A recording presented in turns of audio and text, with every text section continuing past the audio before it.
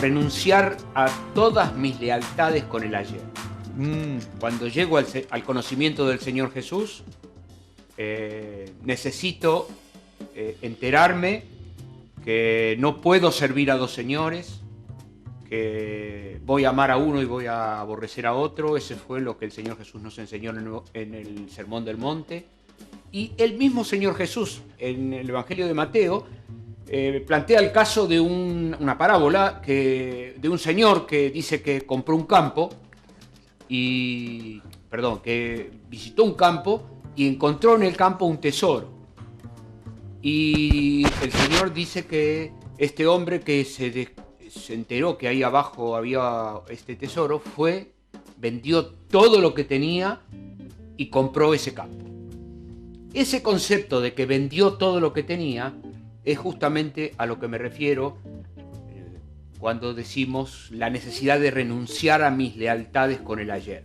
A veces aspiramos a avanzar en nuestro conocimiento, en nuestra vida cristiana, en nuestra experiencia con Dios, y necesitamos enterarnos que en el campo espiritual hay cuestiones que debo dejar. El ejemplo que pusimos la semana pasada fue la de recuperar los claveles o las flores que podemos haber dejado en confianzas, en alternativas a Dios, para luego poder presentarme integralmente al Señor y vivir una vida para Él. Esta cuestión de la fe, Pablo, es un asunto muy discutido, muy debatido y muy controversial en nuestros días. Sin duda que confundir este asunto de la fe es un asunto prioritario para todo el campo de las tinieblas, que necesita que hablemos del asunto, pero no con la claridad suficiente como para que quienes nos escuche comprenda que se trata del vehículo mediante el cual podemos agradar a Dios.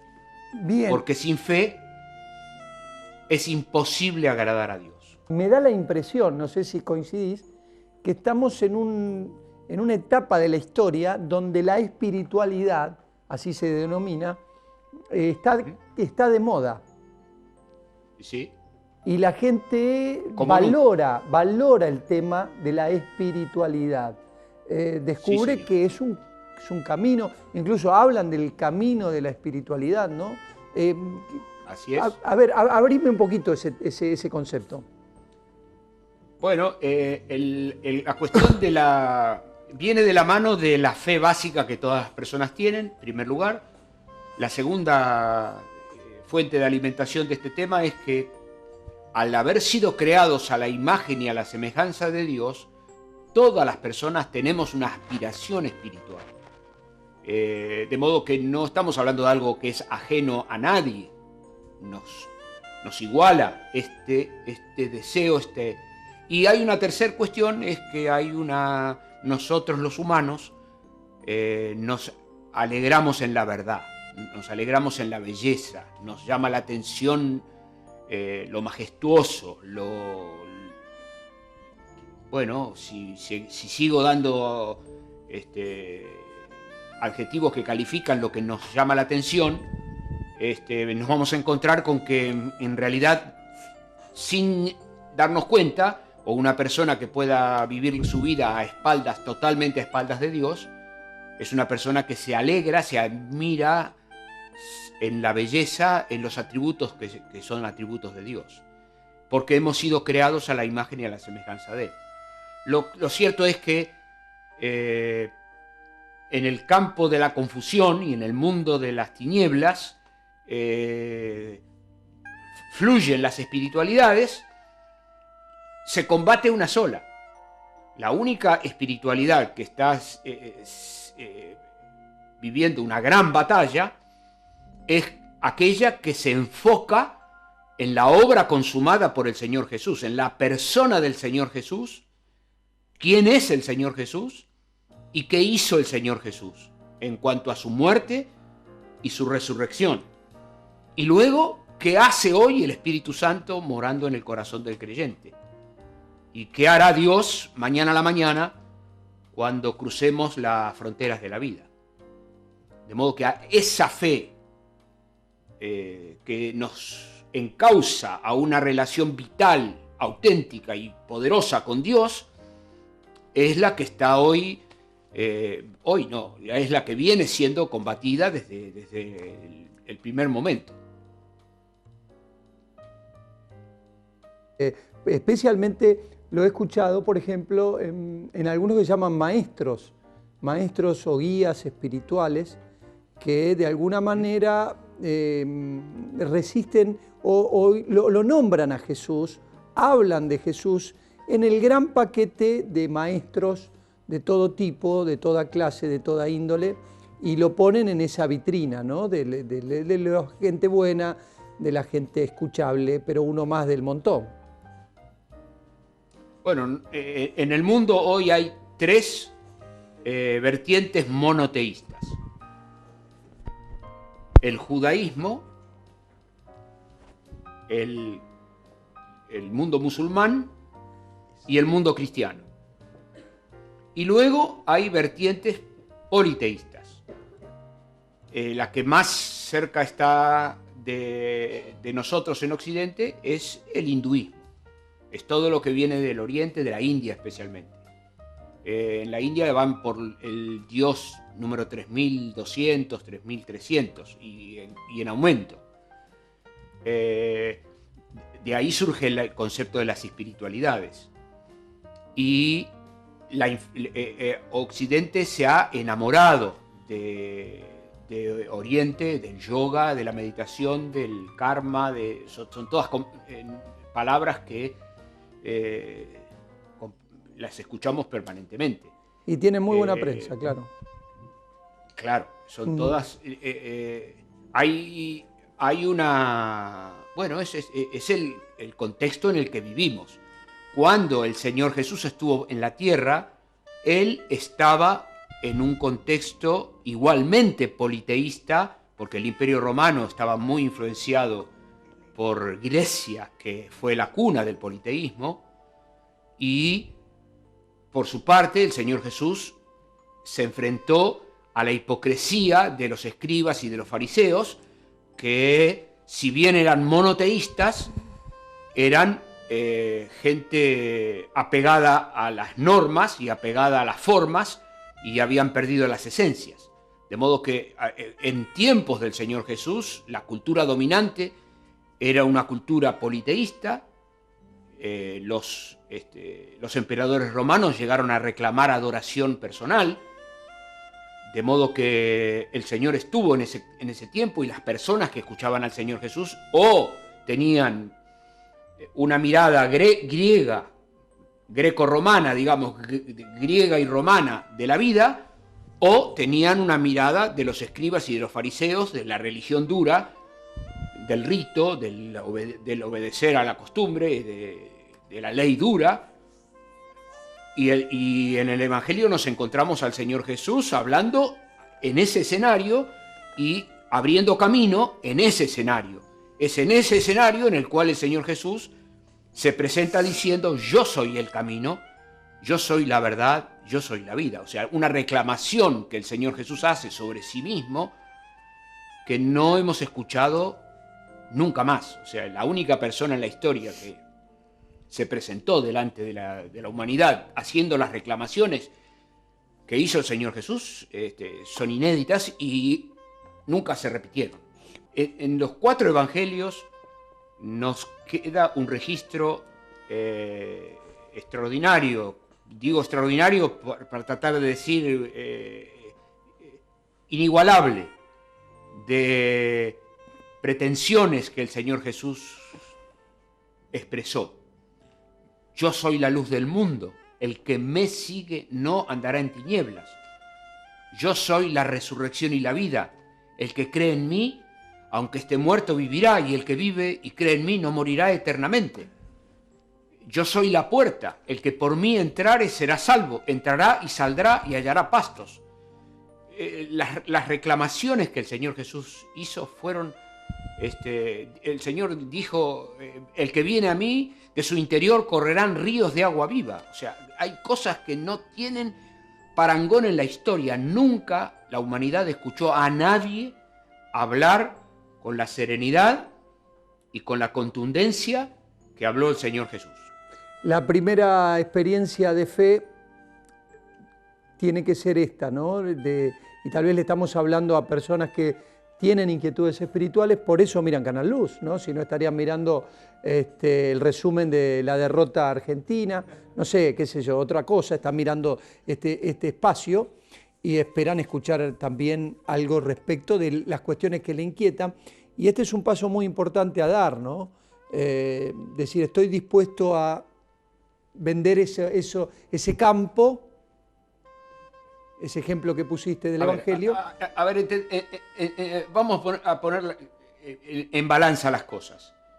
Yo no hago un esfuerzo de vender mi campo. La parábola que el Señor Jesús mostró en Mateo capítulo 13, no lo muestra al Señor diciendo, qué macana. Ahora, qué macana, es verdad. Tengo que ir a vender. No, no es así. Ni que la persona le está haciendo un favor a Dios o al Señor. Qué bueno, Qué bueno. Porque está vendiendo su campo. No, de ninguna manera. El motor que lo mueve es la belleza de lo que vio, de la grandeza de lo que encontró. Y esto hace falta aclararlo bien, porque la fe natural, esa fe básica, necesita encauzarse hacia la verdad. Y la verdad es deslumbrante, la verdad es un bien inenarrablemente precioso. Cuando una persona toma contacto con la verdad, esa persona adquiere la determinación de pagar todos los costos que tenga que pagar con tal de hacerse parte de esa verdad, de hacerse de esa verdad. Y cuando hablamos de la verdad, Dios es la verdad. Porque este puede ser un tema para una próxima vez. Pero cuando una persona está dudando, es porque necesita escuchar más acerca de la palabra de Dios. Yo no voy a decidir nada trascendente en mi vida ignorando. Yo necesito saber. Y para creer, yo necesito conocer. Y para conocer, yo necesito que me expliquen. Yo tengo que escuchar, que alguien me hable acerca de la persona de Dios, de sus cualidades, de quién es. Y también quién soy delante de Él. Y necesito escuchar no solamente lo que el Señor Jesús dijo, como lo relaté hace un momento, sino que necesito enterarme de lo que el Señor Jesús hizo. Porque el Señor no fue discurso, sino que el Señor fue una obra, un hecho. El Señor Jesús no fue milagros. El Señor Jesús fue una obra que consumó un día objetivo que ocurrió, estaba ahí. Él murió en una muerte sustitutoria, en lugar del que cree en Él. El que cree en Él cree que Jesús murió para pagar sus cuentas delante de la santidad de Dios. Y esa obra prueba que es valiosa porque el Señor Jesús resucitó de entre los muertos. Y este hecho de que el Señor Jesús resucitó de entre los muertos lo ubica otra vez entre los únicos. Nunca este mundo conoció de alguien que resucitó de entre los muertos. Y Jesucristo ha resucitado de entre los muertos. Y su resurrección no es un hecho para creer fanáticamente, sino que todos los cristianos tenemos suficientes registros como para confiar en el registro histórico, bíblico, acerca de la resurrección del Señor Jesús. Sus discípulos lo vieron, hubo quienes no creían en el Señor Jesús y fueron transformados al verlo al Señor Jesús resucitado, como por ejemplo el caso de Tomás, o por ejemplo el caso del hermano del Señor Jesús, que era Santiago, o como por ejemplo el caso de Saulo de Tarso, que fueron transformados al verlo resucitado al Señor Jesús. Cuando Pablo escribe en 1 Corintios 15 acerca de la resurrección del Señor Jesús, él dice, el Señor se presentó como a 500 personas y muchas de ellas viven. O sea, le dijo a los corintios, averigüen, consulten, porque hay ustedes testigos tienen oculares, entre ustedes claro. testigos oculares de que el Señor Jesús resucitó. Claro. Y quiero terminar diciéndote así, Pablo, porque el Señor Jesús resucitó, los discípulos de Jesucristo murieron ahorcados, crucificados, murieron, como el caso de Juan, en la isla de Patmos, desterrado, y hasta el caso de Esteban murió apedreado. Es difícil pensar que una persona se deje apedrear por una mentira. Es complejo pensar que el apóstol Pablo va a dejarse crucificar, va a dejarse cortar la cabeza en el caso de Pablo, o Pedro que se dejó crucificar por una mentira. Todo apunta a que la vida de los discípulos fue galvanizada por haber visto al Señor Jesús resucitado de entre los muertos. Pero quería preguntarte sobre un texto que está en 2 de Corintios capítulo 10, te lo voy a leer, versículo 15, donde el apóstol Pablo, en esa carta, les dice así: no nos gloriamos desmedidamente en trabajos ajenos, sino que esperamos que conforme crezca vuestra fe, seremos muy engrandecidos entre vosotros conforme a nuestra regla. No creo que haya tiempo para charlar de esto, pero a lo mejor lo podemos mirar la semana próxima o darnos algún anticipo. Pero este texto me da, y hay otros por cierto, ¿no?, que me da la idea de que esa experiencia primaria de acercamiento al Señor, de deslumbramiento, de pasos, tiene que tener un desarrollo. Conforme crezca vuestra fe, seremos muy engrandecidos. Sí, la tiene, claro. El nacimiento, un nuevo nacimiento, es justamente la experiencia cristiana de quien se encuentra con el Señor Jesús. Ese nacer otra vez, que es un abandono de lo anterior para nacer otra vez, es clarito el planteo que el Señor Jesús le hizo a Nicodemo, es nacer otra vez. Esa propuesta extraordinaria que el Señor Jesús nos hace de nacer otra vez, es un hecho. Es un hecho crítico que ocurre en un momento y no en otro. Ocurre en un momento y no en otro. Que no es un proceso, sino que es un hecho. Nacer. Cuando un bebé nace, no de a poquito. Nace. No, se desencadena el parto y se desencadenó, no lo para nadie. Y la criatura sale, nació. Ahora, toda la familia se alegra en que nació, y desde ese momento en adelante el objetivo es que el nene crezca, que el cachorrito crezca. Y lo mismo pasa en el mundo de la fe. La fe primaria ahora creció por la palabra de Dios. La fe viene por el oír la palabra de Dios. O sea que es a la fe rústica, original, tiene una añadidura que es la añadidura de haber escuchado la palabra de Dios, la novedad de quién es Dios y la novedad de qué es la verdad. Y eso aumenta la fe. Y a esa fe que dio paso al nuevo nacimiento, a mi vínculo vital con Dios, ahora se le agrega que el fruto que el Espíritu Santo va a producir cuando mora en mí, cuando Dios transforma mi cuerpo en una casita donde vive Dios, el fruto de esa morada incluye la fe. O sea que voy a tener un aporte extra de fe que me llega por la obra del Espíritu Santo en la vida de todo el que nació de nuevo. Quien nace de nuevo, nace al mundo del Espíritu, y el Espíritu Santo que llega le va a dar otro escalón de fe. Bien. De modo que sí, sin duda, que la fe va creciendo.